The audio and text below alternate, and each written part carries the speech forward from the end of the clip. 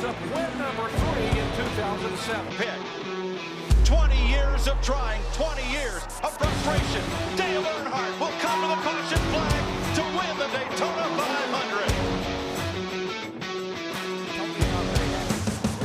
3 and 4, make room. Richard Petty and Dale Earnhardt. There's another 7-time champ. Jimmy Johnson wins his 7th NASCAR Sprint Cup championship.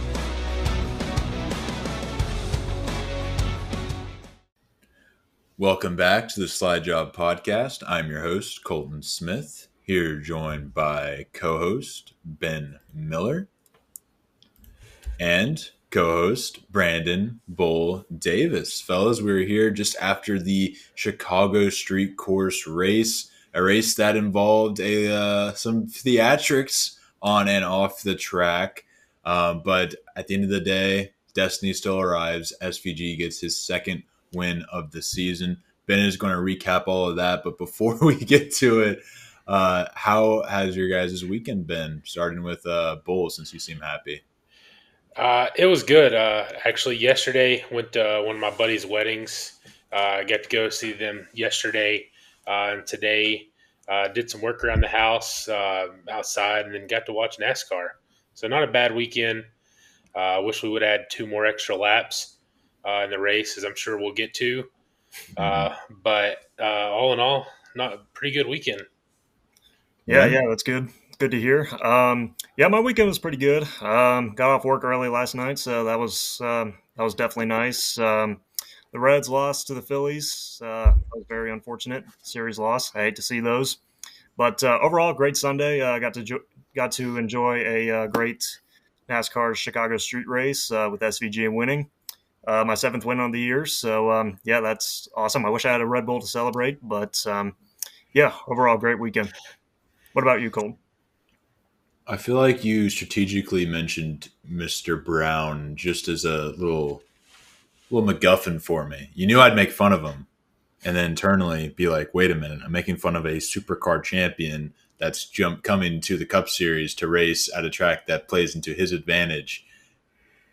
Well played. So I have to say, Ben. Well, he plays the mind games very, very well. Because I'll be honest, I had no idea this dude was in the race until Ben said anything, and then I ended up picking him as a winner. So just keep on doing that. Throw curveballs like that, and I'll win. But yeah, weekend pretty good. I had a baseball game today. Went pretty well. So other than that, just been on the grind. Just recorded Restricted Area podcast. Before we get into the race recap, though, you mentioned some Reds baseball. Be sure to go listen to the rubber match with Josh and all of them.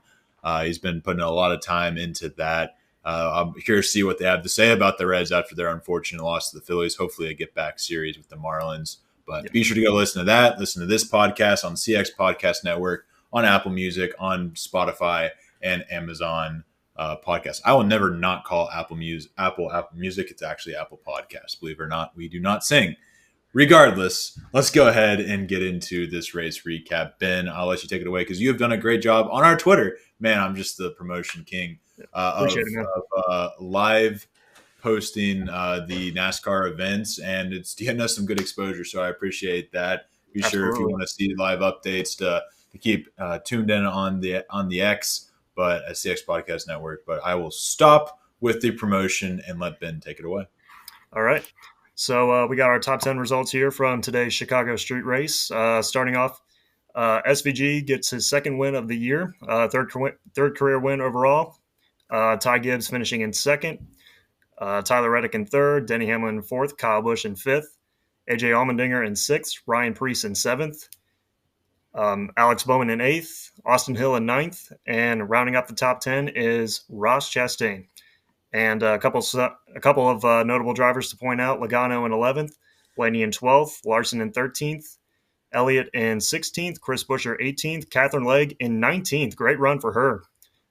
Briscoe in 23rd, Christopher Bell in 24th, Bubba Wallace in 28th, Michael McDowell in 32nd, Carson Hocevar in 35th, and finishing in dead last, our points leader, William Byron.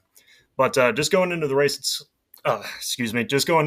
itself, in stage 1 on lap 3, William Byron says there was a problem with his clutch. Came in as the regular season points leader. That was very unfortunate. Lap 4, this is when it got really chaotic as Carson Hocevar slams the wall and spins, blocking the whole racetrack, which caused a really big jam up involving Brad Keselowski, AJ Allmendinger, Daniel Suarez, Austin Dillon, Todd Gilliland, Will Brown, and Riley Herbst, bringing out the red flag. And lap 6, Chris Buescher, one of the favorites, came onto pit road with the hood up, complaining about a power issue. Very unfortunate. But on the restart, Michael McDowell jumps ahead of SVG, did a great job holding him off early on in the race. He said in an interview this week that SVG is beatable in Chicago, and he was proving it. I mean, he did a great job early in the race, but the beginning, it was the 71 and the 88. They were the strongest cars early. And later on, we see a spin by Alex Bowman as he spun off of turn 12. And the issues still continued for the 17 car, Chris Buescher, as he was not fully up to speed. I believe the broadcast said he was 2 seconds off the pace, which was very unfortunate because he was one of our bubble drivers coming into this race. But at the end of stage 1, it was Michael McDowell. As we get to stage 2, Michael McDowell leads on the restart over Kyle Busch. These are 2 drivers that are below the cutoff line that are in a must-win situation. But lap 25, Bubba Wallace spins after contact from Kyle Larson, and later on Josh Berry spins and sustains heavy damage after contact from Eric Jones. It took a while for NASCAR to throw the caution on that. I don't know why they waited so long. But Tyler Reddick and Chase Briscoe and others pitted while the caution came out, and I believe this was going to be beneficial for them to see how they were going to make it on fuel. And Michael McDowell said the throttle was stuck, which was very, very unfortunate. He had such a great run going. And SVG leads on the restart over AJ Allmendinger. And a couple laps later, we see Kyle Busch get spun from the 6th position, was having a great run, running up in the top 5 before that happened. But McDowell goes to the DVP area to fix the throttle cable, taking him out of contention to get a win and punch his ticket into the playoffs. But it was very unfortunate. It had such a fast car. And Catherine Legg gets spun going into turn 1, and things got a little bit worse for Kyle Busch after that spin, as he got a penalty for driving through too many pit stalls. But at the end of stage 2, it was Ryan Blaney staying out while the others pitted to try to get some stage points as he wins stage 2.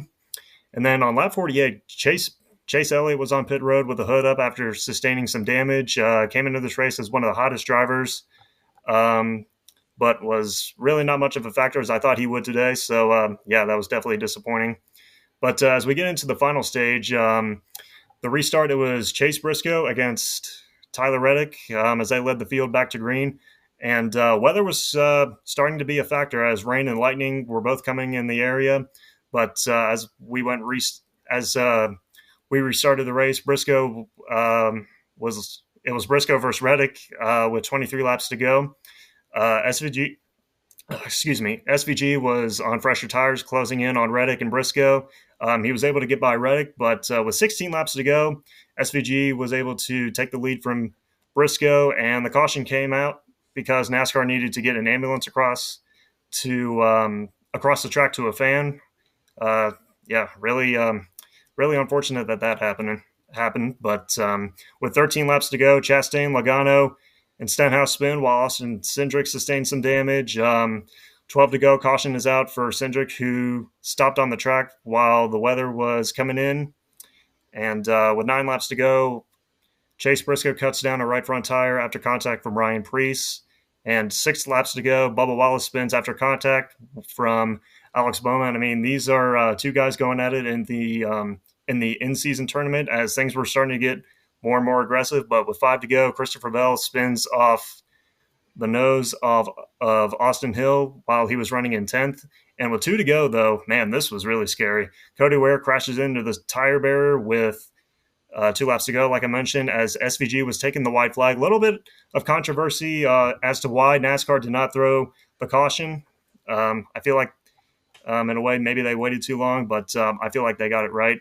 But caution comes out. SVG sweeps the weekend in Chicago. And after the checker flag waved. There were some tempers after the race as Ross Chastain Joey Logano was not happy with Ross Chastain, saying that he wrecked him on purpose in an interview with Bob Pockrass, and of course Bubba Wallace and Alex Bowman. But yeah, overall, I felt like it was a pretty good race. Bull, what did you think of it?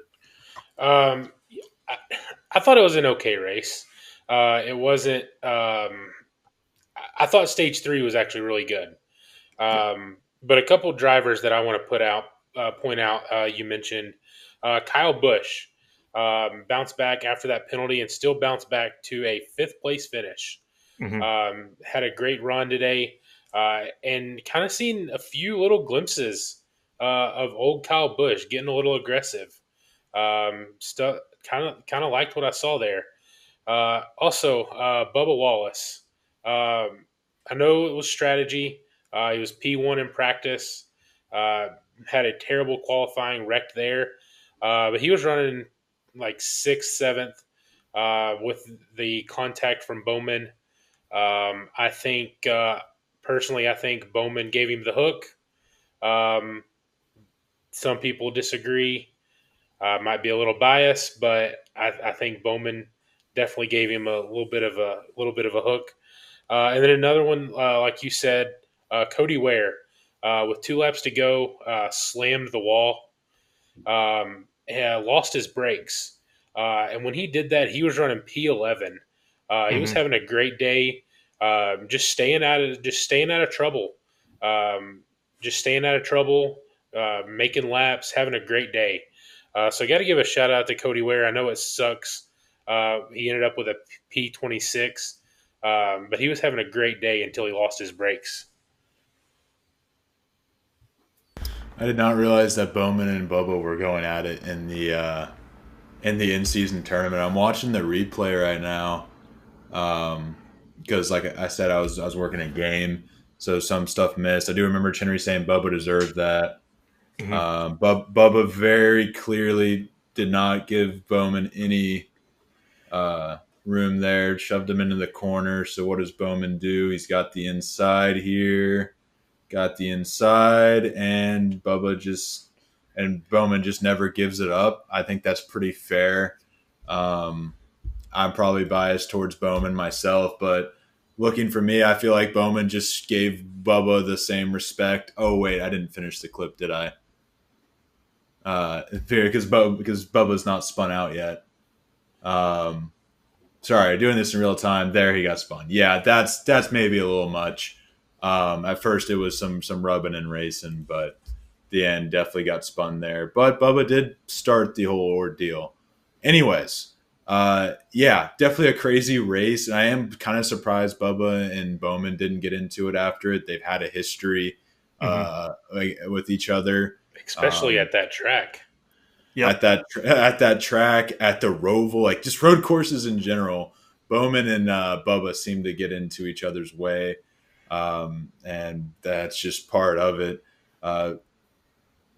All in all, obviously, like I said, I wasn't able to catch this race, just some of the ins and outs. SVG gets the win, though, securing his spot into the playoffs, unfortunately. So, yeah, I mean, it just is. It's such a waste of a spot.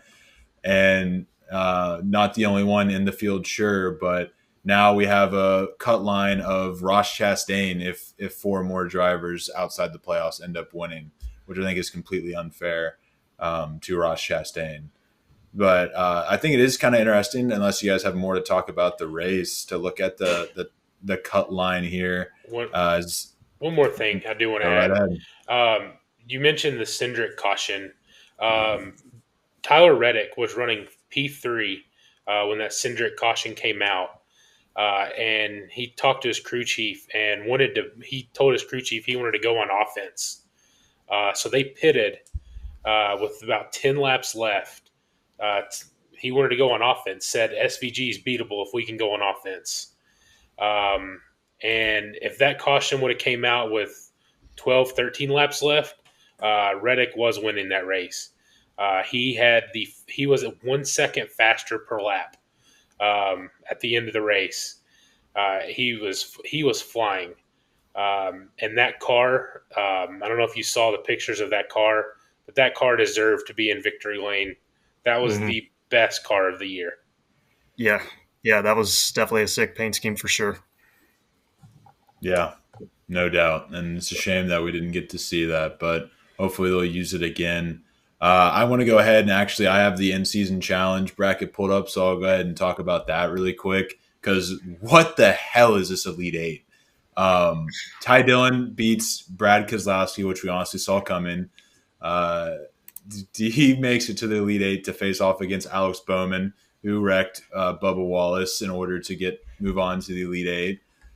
John Hunter Nemechek and Chase Elliott faced off. John Hunter Nemechek won. Ricky Stenhouse Jr. and Eric Jones faced off. Eric Jones won. So we have a Legacy Motor Club in season battle here between Jones and Nemechek. Zane Smith and Chris Buescher went up against each other. Zane Smith won. Ty Gibbs and Allmendinger went up against each other at a road course. Not saying Gibbs isn't. He's shown that's been his best quality so far for sure. He won. Hostevar and Reddick. Reddick looking rough these last couple weeks. Hostevar looking red hot these last couple weeks. Reddick wins. Noah Gragson. Okay, Noah Gragson, Ryan Priest. We expected Ryan Priest, Josh's man crush Monday. But so we have an Elite Eight of Ty Dillon versus Alex Bowman, John Hunter Nemechek and Eric Jones, Ty Gibbs and Zane Smith, and Ryan Priest and Tyler Reddick.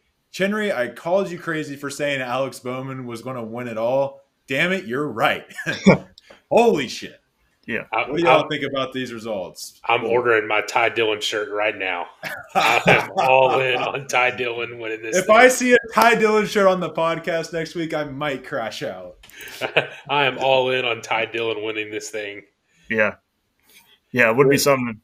Yeah, it definitely would be something if Ty Dillon would actually win, though. I mean, just looking at this final eight, I mean, who would have thought? I mean, just like March Madness, you just gotta. Yeah, I mean, just like March Madness, you just gotta expect the unexpected. I mean, coming into this tournament, though, it was obvious that nobody was going to get a perfect bracket, and yeah, we definitely expected the unexpected, and yeah, this is yeah, such crazy matchups. I mean, who would have thought? Like I mentioned, I don't know if you remember, but when we were doing our bracket prediction show, I mentioned in Josh's storyline he had Reddick winning, and how funny it would be if NASCAR loses its charter and then has to write 2311 $1 million check. that's right. That is setting up to happen. It could very well happen. You know damn well it'll have a good car at Sonoma. Yep. Sure. But any more comments on this? If you want my on the record predictions, give me Bowman, Nemechek, Reddick, and Gibbs, as this is the final four. Yeah. Yeah. Let's go ahead and move along to the fly the flag. We got one fly the flag for this week, and it's one we've kind of talked about as rumors have circulated where this spot is going to go next season. But fly the flag, NASCAR will not return to Chicago in 2026. Ben. Yeah, I was going back and forth a little bit. I think I'm going to go the yellow flag on this one. I mean, NASCAR still hasn't talked to the people in Chicago yet on what they're going to do in the future. I mean, obviously, we got the talks that they might be going to San Diego in 2026. So, yeah, I feel like as of right now, I think I'm going to throw the yellow flag. Bull. I'm going to go green. I think it's ran its course in Chicago. I do like the idea of a street course race, but I think we need to move it around. I do love the idea of going to San Diego. I think replacing San Diego with Chicago would be a great idea. Run it there for a couple years, and then move it somewhere else. Have that be a moving track, so to speak. But I think it's kind of ran its place in Chicago. The this year was the first year we actually had decent weather. But I do think I don't think they're going back to Chicago next year. I think it's going to be San Diego or somewhere else. A little note for our restricted area podcast fans. San Diego is another place I would prefer the WNBA expand to as opposed to Detroit and Cleveland. If you guys want to know what I meant by that, go watch their most recent episode of Restricted Area as I gave out my Midwestern hate to Detroit and to Cleveland. But back to NASCAR, I am going green flag on this. I think the reason NASCAR has not talked to Chicago is because they will not be returning to Chicago. I think it's a done deal. I'm not even sure Chicago wants NASCAR back. I know sure as hell civilians don't, let alone the people upstairs. So let's go give San Diego a chance. Can we please bring back Road America? That put up some bangers, guys, and we just let it go. That's my comment for this one. Green flag. Moving along to the overreactions portion of the episode. I know Ben has quite the overreaction to talk about, or Ben or Bull. One of you two said something. I'll let Ben go ahead and start regardless. All right.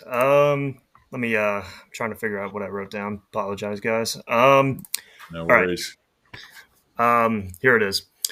I feel like I know I was concerned about him a couple weeks ago after the Mexico City race, but I feel like Tyler Reddick is back.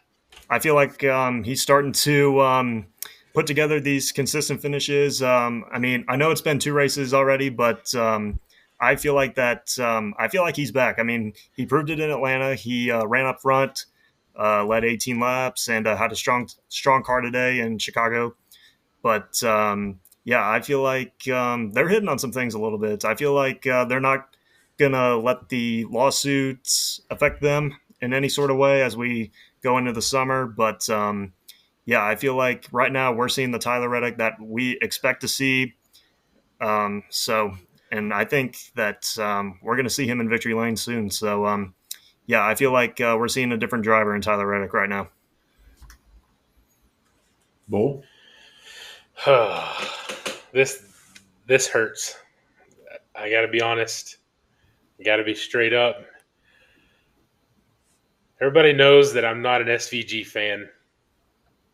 We've heard. Yeah. SVG's making the round of 8, boys. What? Without a road course in the first round? He's making it through the first round on points. And then he's got the Charlotte road course in the second round. He's making it to the round of 8. He is currently 5th in playoff points with 11. Wow. I see what you're doing there.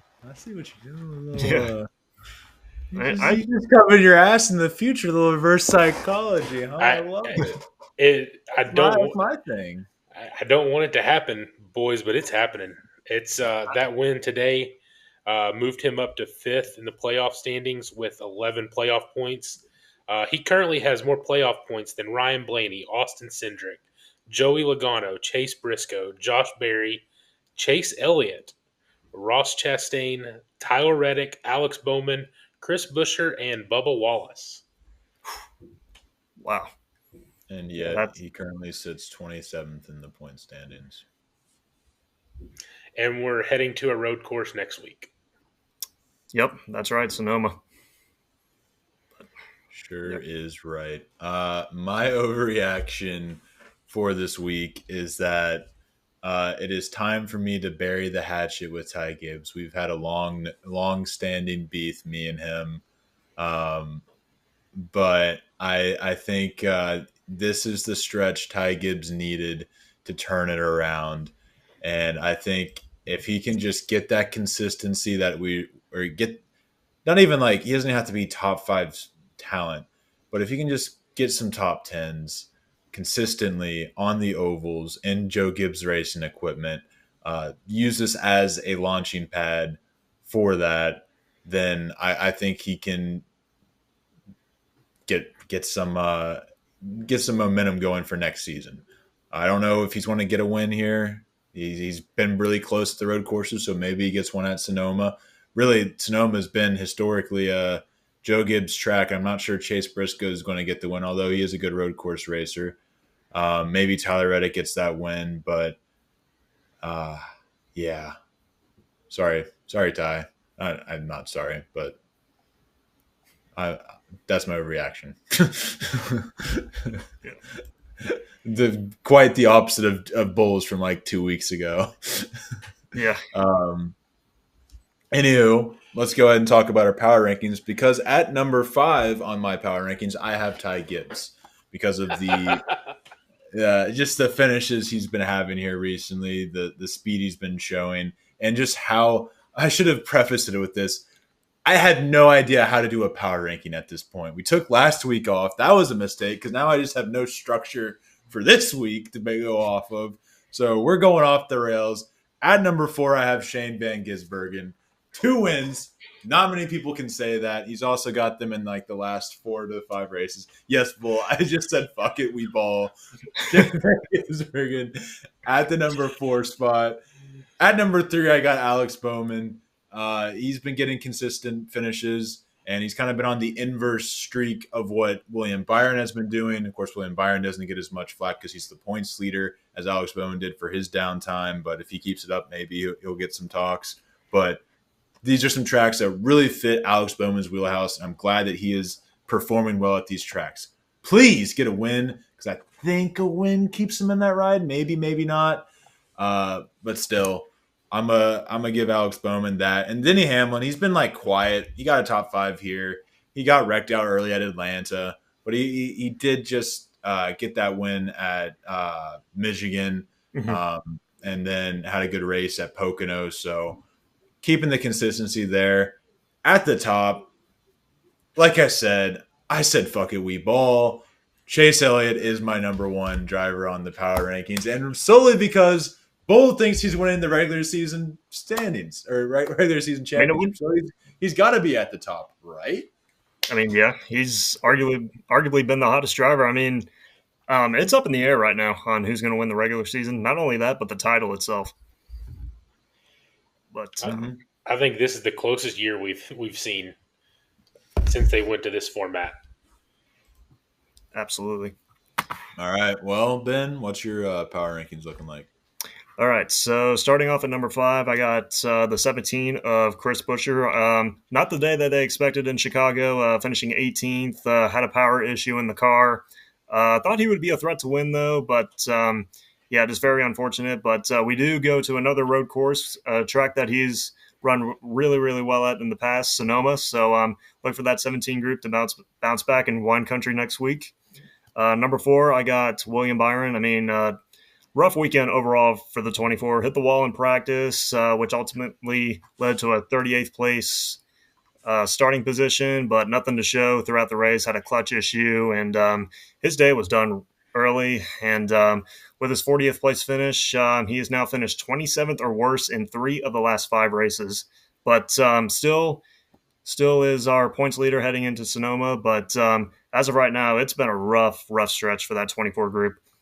Number 3, I got Kyle Larson, finished 13th in Chicago. Another race where he was just riding around, not a flashy day in Chicago. Goes into Sonoma as the defending winner. I mean, great track for him, hometown race. It'll be interesting to see how he can try to get the momentum back in his hometown. But, yeah, ever since the Indy 500, it's just been a rough ride for driver number 5.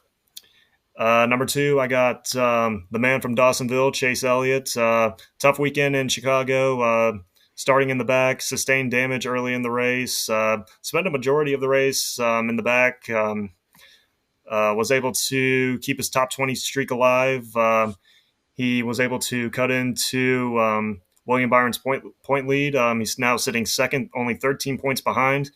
But, and, you know, he's another great road course racer as we head into Sonoma. So it'll be interesting to see how he'll try to bounce back from a rough day in Chicago as we head into wine country. And topping off my power rankings this week, guys, I got Denny Hamlin finishing 4th in Chicago after starting in 40th. I mean, Yeah, what a day for driver 11. I mean, strategy went his way. Didn't get any stage points, but huge win for the 11 group. As we all know, he is not a very good road racer. I mean, nobody saw this coming. I mean, him finishing in the top five. I mean, that's a huge, huge win for Denny Hamlin. So yeah, that is my or those are my power rankings this week, guys.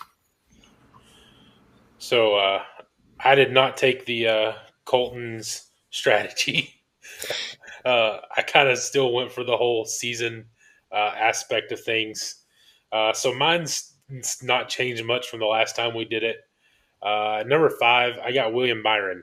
As been mentioned, he's been roughly P27 or worse the last couple races. Finished P40 today. Lap 1 had a clutch issue, wrecked out in practice. So I got Byron at P5, number 5. Number 4, Kyle Larson. As you mentioned, Ben, since the Indy 500, he has not been the same. Not been the same driver. Today he still had a top 20 finish, but used to seeing him run up front, and just not had that the last couple of weeks. And number 3, I got Christopher Bell. So based solely on this season, a season as a whole. The 3 wins this year. Some races we've not heard his name talked all race, and then somehow manages to get a top 15. So I got him at number 3. At number 2, I got Chase Elliott, the man who I think's winning the regular season points championship. He's been consistent all year. You look for him, just don't look below P15, and you're going to find him. That's where he's been all year. Just consistently got the win last week, and I think spoiler alert, I think he's winning next week at Sonoma. And at number 1, I got Denny Hamlin. He's having a great year. Had the third or fourth place finish this week. Got the win at Pocono, or I'm sorry, Michigan a couple weeks ago. Just having a good year. Got the 3 wins as well on the year, and just been consistently. He does have a couple of DNFs, but he's having a good year. So I got Denny at number 1. Yeah, I don't hate that at all. Denny's been very. I mean, he quietly has 3 wins, right? Like, it doesn't seem like he has rattled off 3 wins yet this season, but he has, and he's outside of that always been a factor in these wins. And you say Chase Elliott may win at Sonoma. That's definitely a good pick. I don't know about Hamlin really competing. I don't know where I was going with that, but regardless, Hamlin will probably still sneak his way into a top 15, top 10 because that's the kind of season he's been having. So, yeah, I'm kind of excited for Sonoma in a bit. I've been one that's kind of been, if you really took Sonoma off the schedule, I wouldn't really complain. But still, it is a fun track to go to. And with this whole in-season tournament thing, I think it just kind of adds to it, the broadcast and all of that fun stuff. So, yeah, I'm excited for it. I'm more excited for it than I typically am, and just seeing like where this season takes us next, because it's been quite the winding road. We are 19 races into the season. Does anybody have a championship favorite bull? I don't. I mean, I think, like I said, I think this is the most wide open it's been since they did this switch to this format. There could literally be a combination of 7, any combination of 7 or 8 guys make the final 4, and it wouldn't surprise me. And you could sit here today and make a case for all 7 or 8 to make the final 4. Yeah, I mean, yeah, it's pretty much up in the air for me. I mean, yeah, it's kind of hard to pinpoint a favorite right now, but I mean, when you look at the last few weeks, I mean, William Byron, he's been off. Kyle Larson's been off. Yeah, it's just yeah. I feel like it's definitely up in the air for sure. Yeah.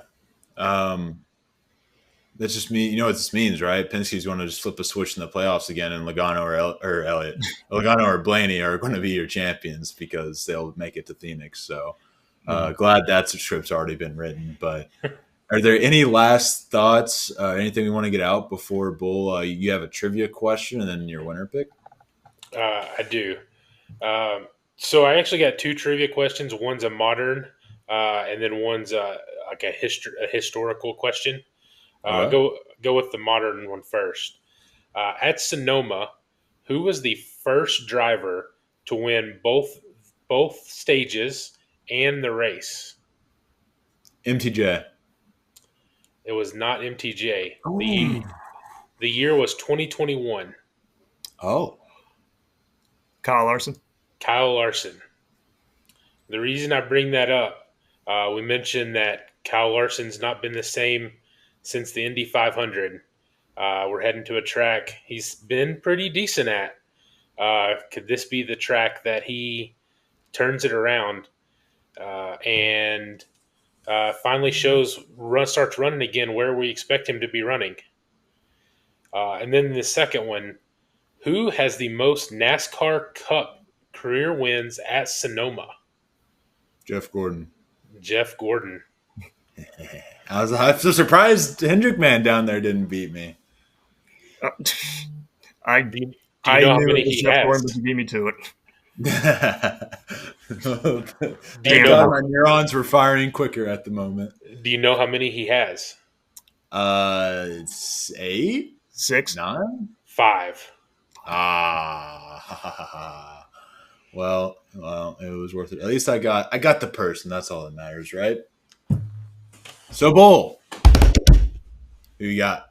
Sonoma. I think I already know, but I'm going with Chase Elliott. oh,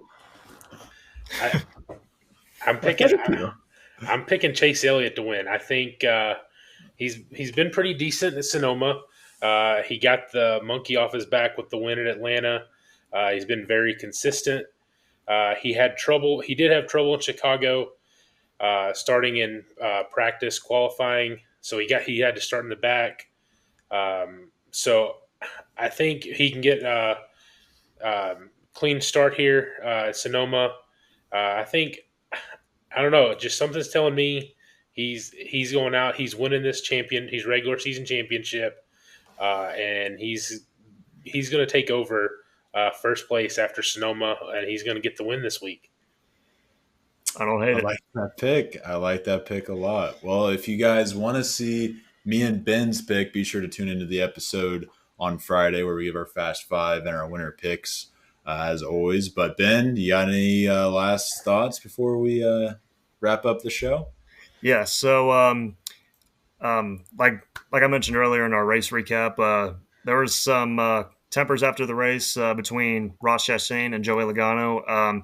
In an interview with Bob Pockers for Fox Sports, Logano said that Chastain admitted that he wrecked him on purpose. So it'll be kind of interesting this week to see what NASCAR will do about that. Like, will they fine Ross Chastain, or like what would they do? I mean, but we'll see.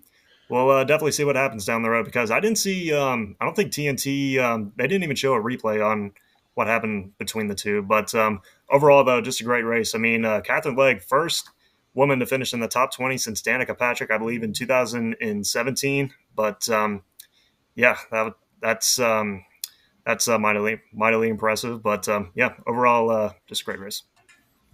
Ben, I hope you know how much it pained me to say something good about SVG, and that's all I got to say about that.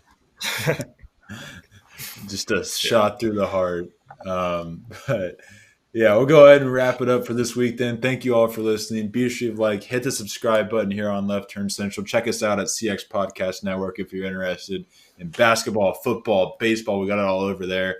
I don't think there's any other sports that we could talk about there, but be sure to check us out there. We also got the podcasts to listen to if you prefer to listen on Apple Music, Spotify, Apple Podcasts, Spotify, Amazon Music. It is called Music for Amazon. Be sure to check us all out at Bull _81818. Why did I go out of order? I have no idea, but go and check out Bull at that Twitter. Check out Ben Miller at Ben Miller PXP. Check out myself at LFC __99. Also check out the CX Podcast Network on all socials, TikTok, X, Facebook, and Instagram at CX Pod Network. And yeah, we'll see you guys in the next one. Peace.